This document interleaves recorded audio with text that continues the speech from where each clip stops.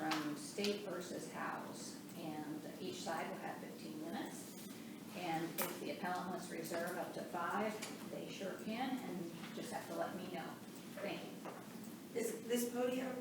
Sorry, I should have asked. Is that the one they're using now? Yes. Hard for me to get used to that. That happens. I would reserve 5 minutes of my time. Okay.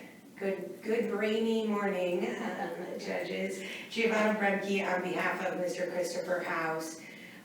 Mr. Howse was charged with 6 counts, including felonious assault, improperly discharging a firearm into a habitation, weapons under disability, and along with those came firearm specifications. These charges stem from a shooting in Elyria on December 22nd, 2019. Neither party, and I think I try to make this pretty clear in my brief, neither party disputes that there was a shooting. The issue was whether Mr. Howse was the shooter. So the date, time, location of this shooting is not disputed. Many of my assignments, or 2 of them, deal with jail call, or a specific jail call that was made by Mr. Howse to his attorney.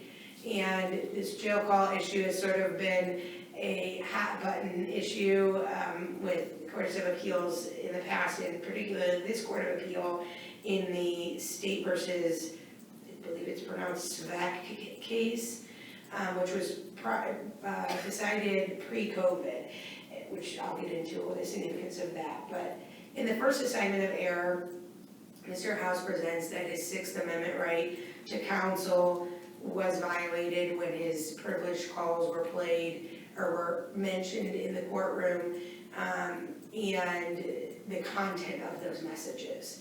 So the detective in this case testified as to the call that was made. And again, the reason I started by saying that the facts of the shooting are not in dispute, it's the identities in dispute, is because this call can be interpreted as Mr. Howse making an incriminating statement to identify himself. So I don't have the direct quote, but it's in my brief, but it's something along the lines of, he's talking about another witness saying she thinks I'm unknown, which would insinuate that he's saying he was the shooter in the case. Of course, that's the main issue.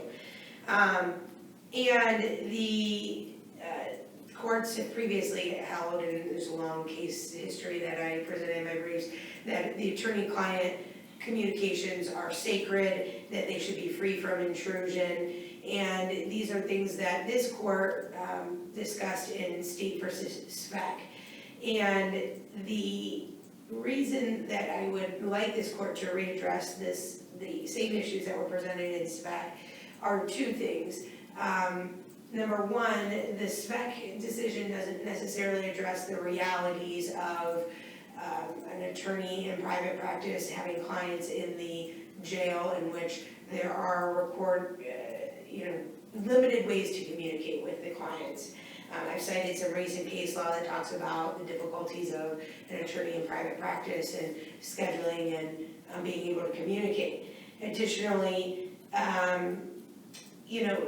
again, in a post-COVID world, things have sort of been relaxed. For example, there's a lot of courts who have held that Zoom testimony and Zoom pretrials, that those are appropriate, and that the law needs to sort of catch up to the fact of the reality of attorneys not being, or that communication has changed, right, in a post-COVID world, and that there needs to be an ability for attorneys to freely speak with their clients without the intrusion of the state.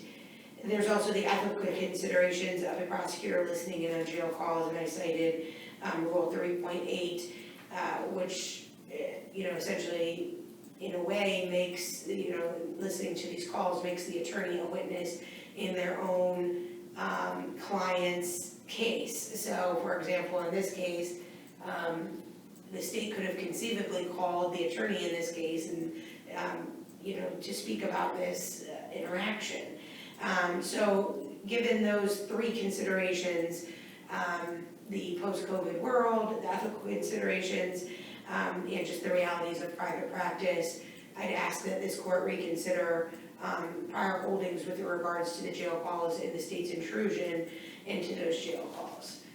The panel below did not make a motion to eliminate or anything prior to trial regarding these calls and ask them to be excluded, is that correct? I would agree with you. I don't believe that the record reflects that. The state makes the argument in their brief that it's unclear what the objection was for when this came up. Was it foundational? Was it regarding the admission of the attorney-client privileges, the attorney-client statements? What is your argument regarding that fact that it's unclear that objection? Yeah, and the difficulties, and again, the realities of what I can present to you, and the record may be clear as to this, but some judges do not allow speaking objections, and this is one of them, so it is very difficult to, that is probably why the objection is unclear, because it was not permitted by the court to be clear. Going on to my second assignment of error, again, along the same lines as the calls, in this case, or in this assignment, a lot of the same arguments, but that there was not the proper authentication of the calls. It was the detective who testified as to the content of the calls. Third, the third assignment of error is a sufficiency argument, specifically to the firearm specification. There was a witness, and I cited to the transcripts in my brief, that says that she was not aware of whether the firearm was operable, and additionally, there was never a firearm recovered. And in this case, unique circumstances in which, without getting too far into the facts, but Mr. Howse is alleged to have shot at one individual in a vehicle, and then there was sort of a stray bullet. Again, the shooting's not disputed, his identity is, but the individual in the car had not reported to police, who, had not reported that incident at all. Although she did later testify, she did not report that until much, much later. And again, this assignment of error number 4 is there's, along these same lines is what I'm getting into about the failure to report. There's not sufficient evidence that Mr. Howse did it. So again, the individual in the home is not able to tie Mr. Howse.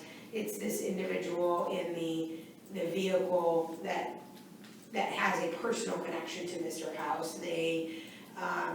Her boyfriend had been business partners more or less with Mr. Howse in the past.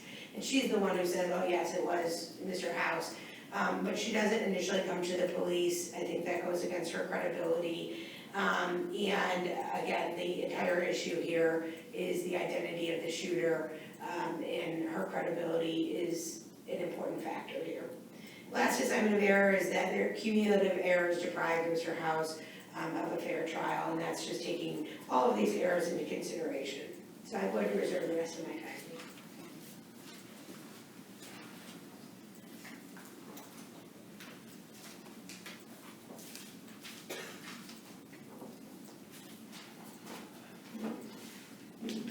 Good morning. My name is Mark Koza. I'm here on behalf of Lorain County Prosecutor J.D. Tomlinson and the state of Ohio. Mainly going off our brief and off, I would say that, Your Honor, that the jail call that was presented did not deny Mr. Howse the right to his Sixth Amendment right to counsel, and that, one, we would argue that it was not properly preserved, the objection. There was nothing filed in advance, a motion to eliminate or a motion to dismiss like there was in spec. In addition, the objection is unclear as to what it was, if it was foundation, and we would get to that. Was it in a discovery that the officer is going to testify about his call with his lawyer? How would the attorney even know to make a motion to eliminate on that issue?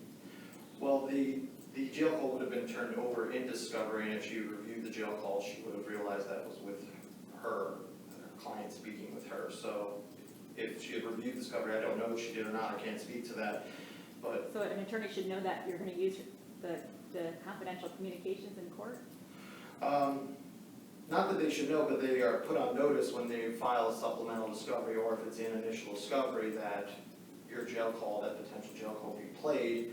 It would also state, Your Honor, that every time these calls are performed, they are told this line is being recorded continually. So it's not like it's a surprise to So them. whenever you have a communication with your client and they're at the jail, it's always just going to be recorded and potentially used in court?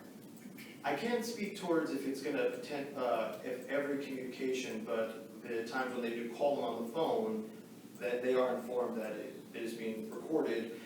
They are not told that it could be used against them, but obviously it could, as it was in this case. By listening to the phone call, is that a deliberate intrusion by the state in listening to the conversation?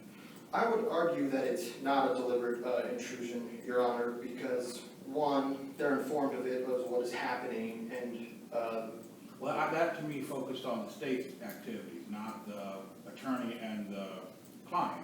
Is the state intruding? The state has a series of recordings. They can choose to listen to or not to listen to these recordings. They're choosing, make a deliberate choice to listen to these communications. Isn't that deliberately intruding into the conversation, this conversation we think should be protected in some capacity?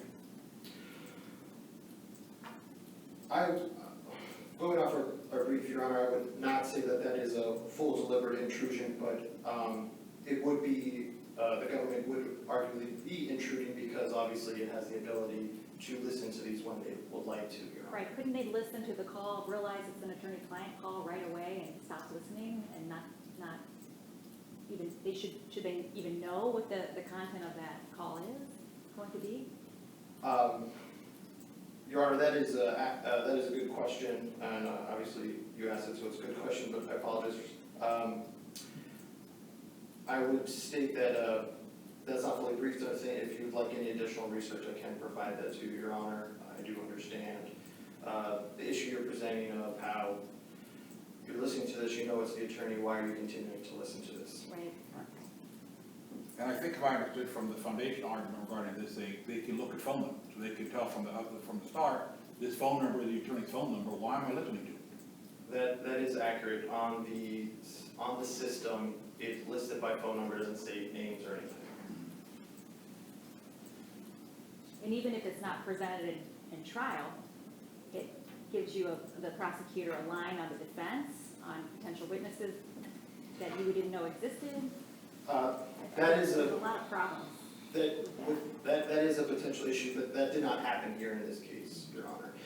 If we look at the actual, what was discussed on it, there was no trial strategy, it was simply him discussing, as I believe the direct quote is he thinks it's someone else or it's us, so, no, Your Honor, I don't think we got to any of those parts. If you look at the Milligan test, or the Milligan review, which SPEC adopted, we don't have that, I don't think we get to that point where we've gotten to unfair or any prejudicial issues. The only one we may not have is the understand trial preparation. The first is their deliberate intrusion, which we can argue whether that was deliberate or not. Secondly, under Milligan, they have to show whether there was, the government obtained directly or indirectly any evidence which was used at trial, which it clearly was. It was used at trial in this particular case. Third, was it detrimental to the defendant, and clearly either the state presumed it was, or they wouldn't have told the jury about this. So of the first three factors it's met, maybe they didn't know about trial preparation strategy. I don't know what the record shows about that.